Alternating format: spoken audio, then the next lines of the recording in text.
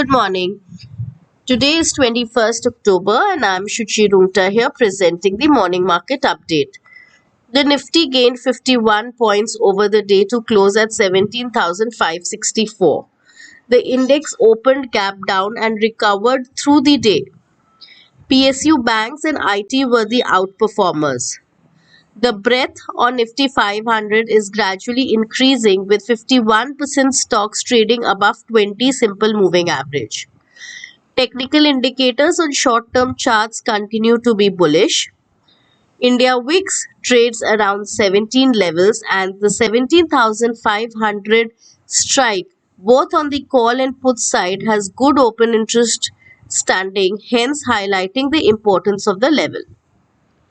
ITC yesterday reported a 20% rise in the post-tax profit at Rs 4,466 crores for the September quarter, beating the market expectations. Reliance Industry, Hindustan Unilever and many others have results today. FIIs were net buyers in the cash market, which is the first time in last 10 days, buying around 1,864 crores. All the three major US indices saw some selling from their intraday highs yesterday, turning red after a remark from the Philadelphia Federal Reserve president. He suggested that the central bank will keep raising rates for a while.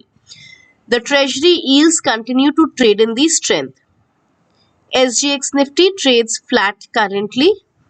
To conclude, India's outperformance continue and 17,400 and 17,330 acts as a strong support base for the index.